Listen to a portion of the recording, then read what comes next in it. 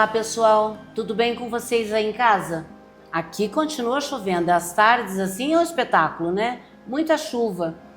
E trazendo junto com a chuva, a gente vê que as cidades estão aí com os níveis de água bastante para cima da cabeça e todo mundo aí morrendo de medo. Mas é assim que está o clima. Hoje, aqui na Rede TV, nós vamos falar sobre um assunto muito difícil, principalmente para você de casa, que escutando esse assunto pode pensar, poxa, mas isso é fácil. Ah não, isso é muito difícil. Nós vamos falar de temas que, ao trazer aqui, você vai lembrar de algum ente querido. E nós queremos transmitir isso para você, para que você tenha paz no seu coração, para que você aprenda a lidar com essa parte tão difícil da vida, que é o luto. Nós vamos falar sobre o luto, né? Então a gente tem que trazer pessoas que entendem, que pode levar para você aí um acolhimento, um abraço nas palavras, sabe? Aqui, quando a pessoa fala que tem um abraço gostoso e você se sente confortável e entende o que a pessoa quer passar para você, é isso que eu trouxe hoje aqui. É o Tônio, ele é psicoterapeuta. Sou psicólogo clínico, psicoterapeuta, trabalho na área clínica há quase 30 anos. Que bom, Tônio, muito obrigada por ter aceito o nosso convite. Eu sei que é um tema até desagradável, né? Muitas pessoas têm muito receio de falar sobre esse tema, o luto. O que realmente traz esse luto na maturidade ou em qualquer fase da vida? A vida constantemente, veja, é interessante a gente pensar uma coisa, Maria Lúcia. A gente tem o nosso primeiro luto quando a gente nasce. É estranho a gente pensar, mas a gente está perdendo um lugar paradisíaco em que a gente é alimentado sem fazer força, em que a gente não está sujeito às forças da natureza, em que a gente está sujeito a coisas que são involuntárias, o cuidado e tal. De repente, de uma hora para outra, a gente perde. Então, o próprio nascimento já é um luto. Já é um luto. Porque a gente está perdendo alguma coisa, né? E como que esse luto manifesta, assim, em diversas áreas? Como que ele apresenta? Dentro do teu trabalho, como que apresenta o luto? Ah, eu perdi um marido, eu perdi um filho. Como as pessoas chegam e se apresentam a você e você tem que trabalhar com isso? Então, tem os lutos que são mais simbólicos. Eu perdi um trabalho, perdi um emprego, perdi uma relação. Como os lutos de fato de pessoas queridas que se foram. Os mais difíceis normalmente que a gente acompanha, Maria Lúcia, são os lutos de perda de filhos. Esses são muito complexos, mas algumas relações que são muito bonitas e boas o suficiente para fazer a vida interessante também são lutos difíceis. Mas as perdas dos filhos em especial, eu já pude acompanhar alguns casos, acompanho até hoje em dia algumas coisas, são coisas muito difíceis de poderem se lidar. A gente tinha, até um tempo atrás, uma expectativa de que a gente tinha fase do luto, o luto tem um tempo de duração. A gente não tem mais essa ideia, não. Talvez o impacto inicial da morte, o impacto inicial da perda, ela diminui com o tempo, mas volta um pouquinho, depois ela passa, ela volta um pouco, depois ela passa, mas a gente lida com perdas a vida inteira, na maturidade mais ainda. Mais ainda, né, que o sentimento está bem mais aflorado. Tem aquele ditado que eu acho que você já ouviu, os pais devem morrer primeiro que os filhos e não os filhos primeiro que os pais. Você acha isso interessante falar um pouquinho para o pessoal de casa? Então, seria uma sequência natural das coisas, né? Mas eu, por exemplo, já perdi os meus pais. A sensação de perda sempre é muito difícil. Pais, sim, avós, tios, né? Mas seria uma ordem natural das coisas. Não significa que assim, a verdade, nesse ponto, Maria Lúcia, que a gente pode dizer assim, a gente não sabe cada relação, porque eu já acompanhei relações em que a mãe morreu e que foi um alívio para a família inteira. Que ela estava em sofrimento? Não, que ela fazia a família inteira sofrer. Entendi. Então, há uma expectativa, às vezes a gente tem umas coisas enganosas de que sempre as pessoas amam e família é uma coisa linda, não é tão linda assim. Então, algumas pessoas fazem um horror familiar, outras pessoas passam meses por sofrimento, também é um alívio quando se vai. Então, já ouvi isso de pessoas, de pacientes, dizer assim, eu só vou ter tranquilidade na minha vida o dia que tal fulano, meu pai, minha mãe, falecerem. Isto é um fato, é a realidade. Né? Mas é uma realidade? A pessoa está falando com realidade ou ele está em sofrimento e ele precisa se curar daquele sofrimento? Não, ele está falando em realidade. Está falando em realidade. Tá falando que aquela vontade é bom porque vai a gente poder falar sobre isso, porque várias pessoas pensam isso e acham que estão doentes por pensar isso. Uma coisa é... Se culpam, né? Se culpam. Uma coisa eu tenho o desejo de poder sair dessa relação, me livrar dessa relação. Outra coisa é fazer alguma coisa para que isso aconteça. Isso não se faz. Sim. Não, mas às vezes a gente tem esse desejo.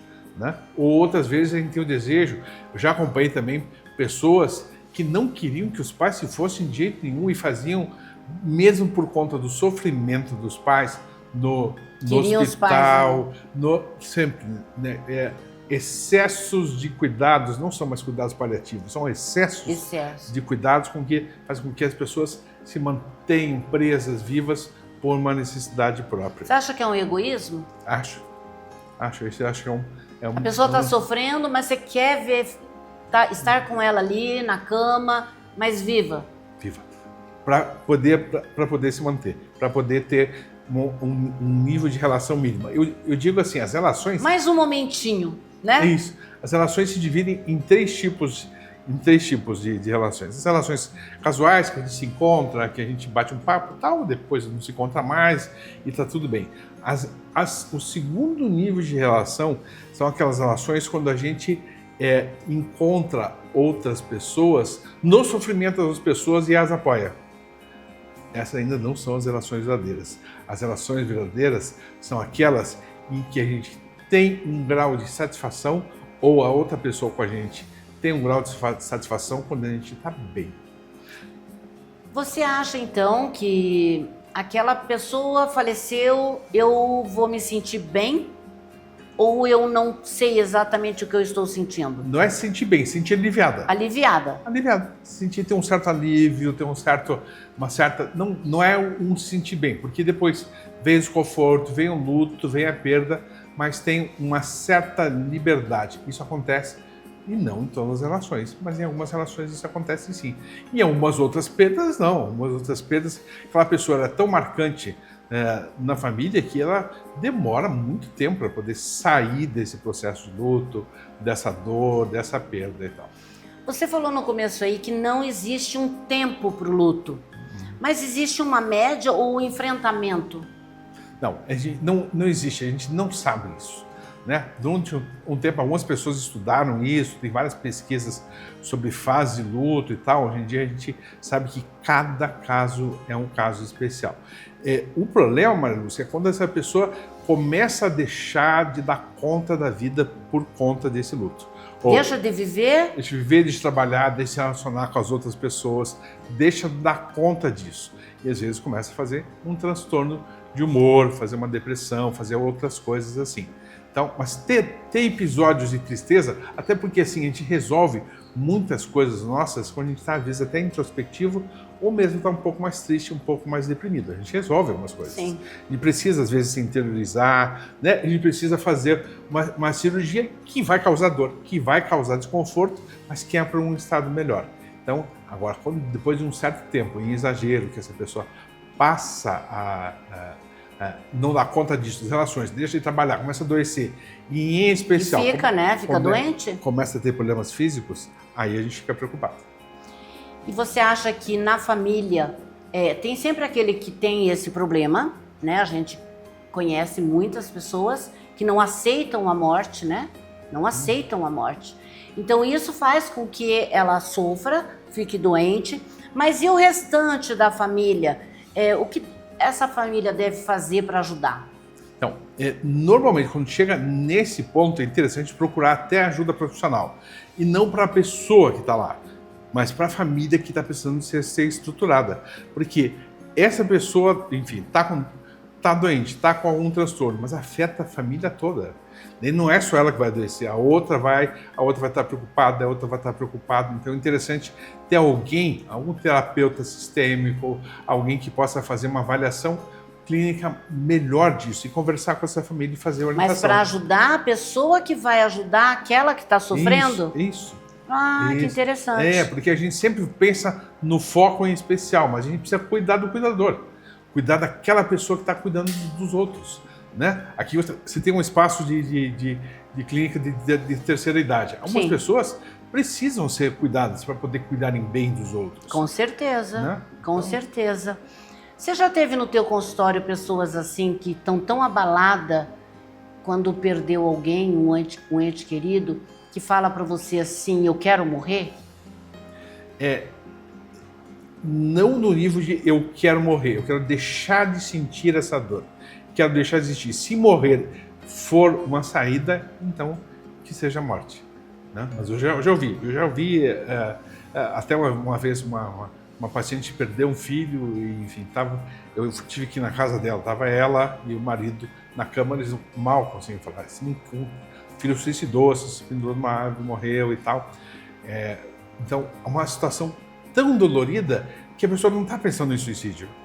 Ela está pensando em só não sentir dor, o que é o caso de grande parte de pessoas que se suicidam.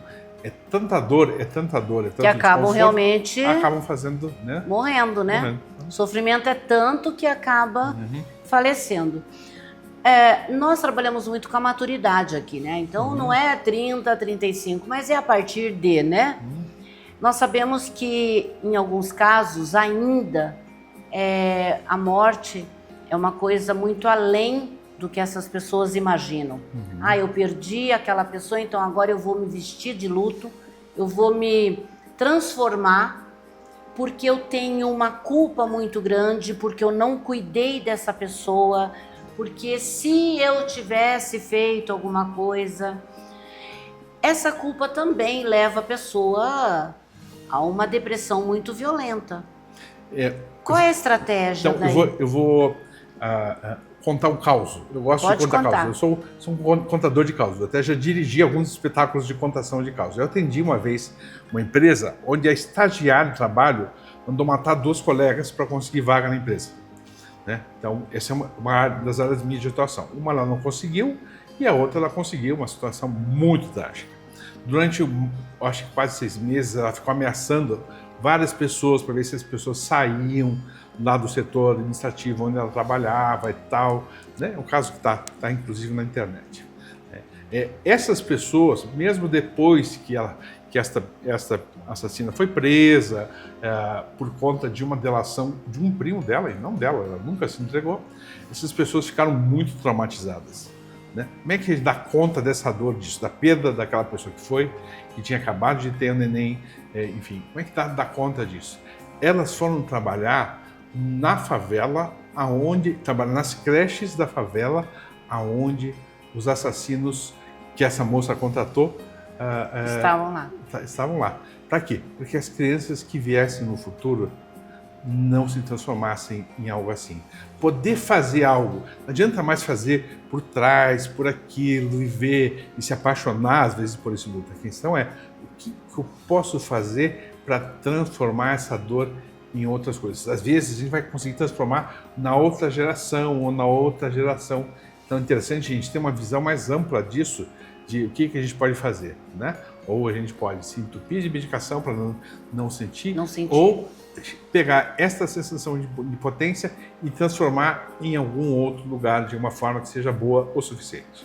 Tá, o que você está dizendo assim, eu perdi um ente querido, então agora eu vou fazer algo de bom para que esse espaço, esse tempo que eu tenho, eu vou me dedicar a fazer uma coisa boa. Seria isso? Uma coisa boa. Primeiro, coisas pessoais, como atividades simples, ter espaços de troca e poder construir alguma outra coisa, poder transformar essa dor, isso é muito construtivo, transformar essa dor em coisas mínimas, não precisa de envolvimento financeiro, não precisam grandes coisas, as coisas mínimas, que sejam boas o suficiente. Às vezes, conversar com alguma pessoa, eu tenho por hábito, às vezes, conversar com moradores de rua. Conversar com tal pessoa, saber um pouco dessa Já história. está ajudando.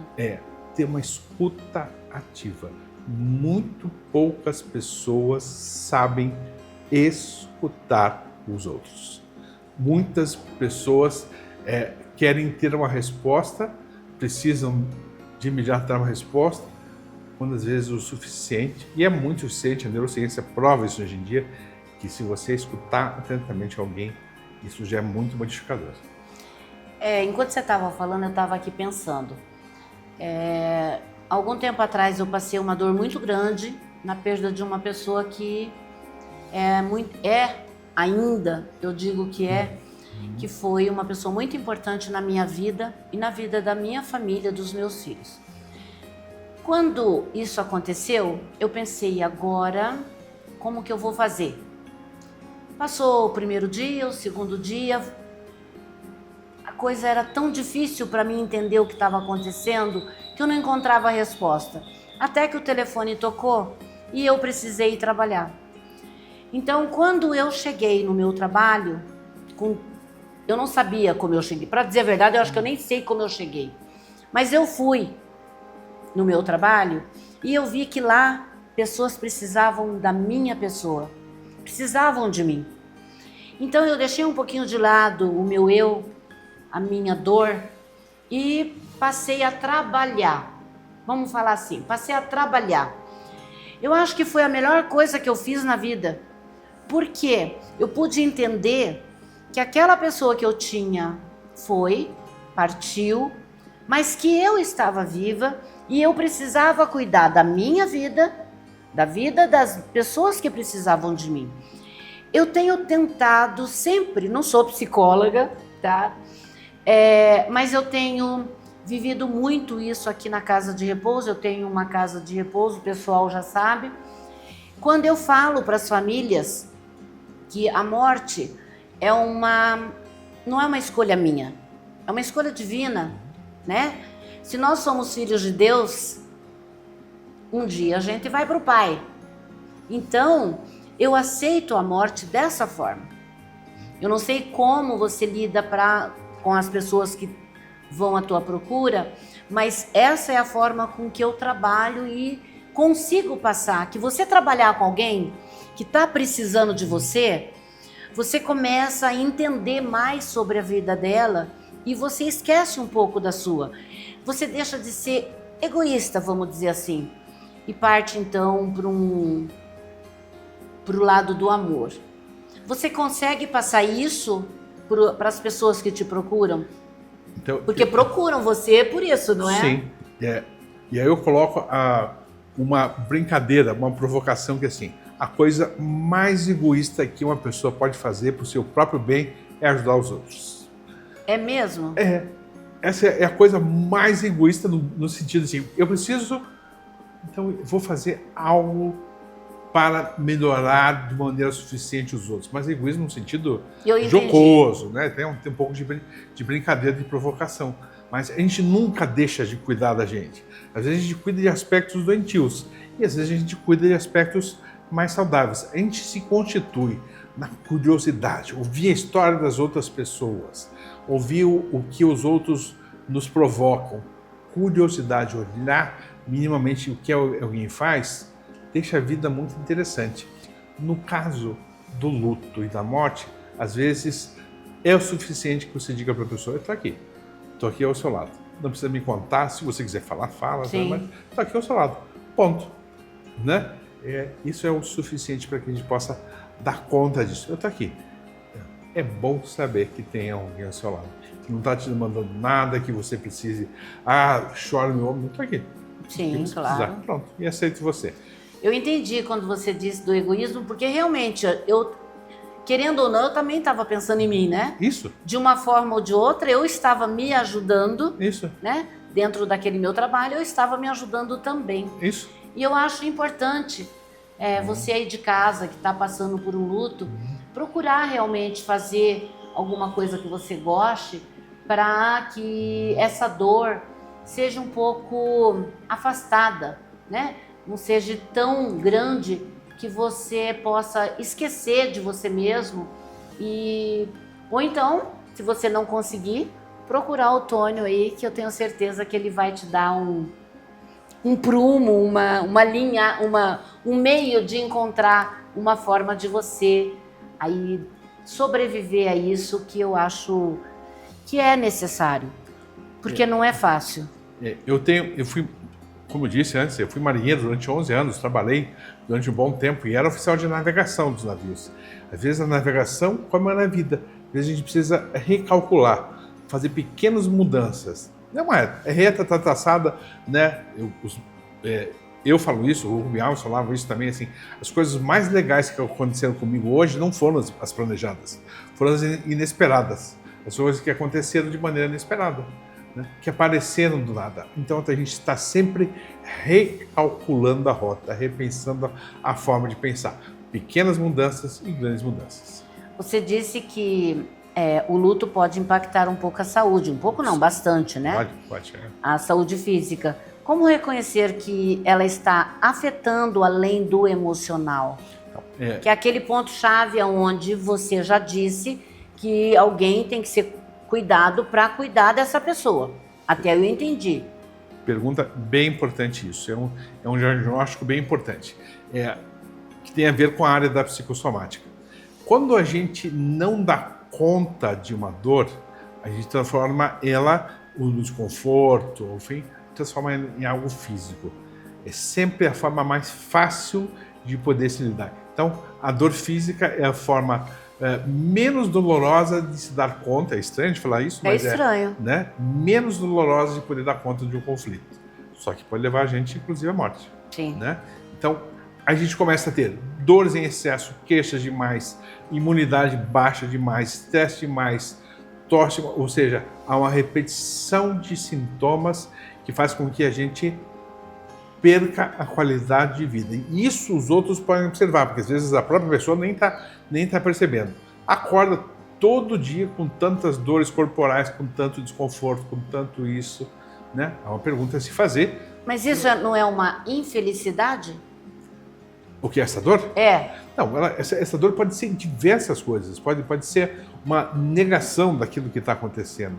Ela pode ser uma forma de poder sublimar ou sentir de maneira diferente aquela dor que passou. Então pode ser infelicidade, ela pode ser tantas outras coisas. Mas é interessante que a gente olhe que aquilo que está acontecendo naquele momento, aquela dor, ela está passando alguma informação, algum desconforto. O que é que essa dor, esse desconforto está passando? Para a pessoa que está em luto, é difícil ela olhar para isso. É difícil ela querer... Então, você me perguntou o que a família vai perceber.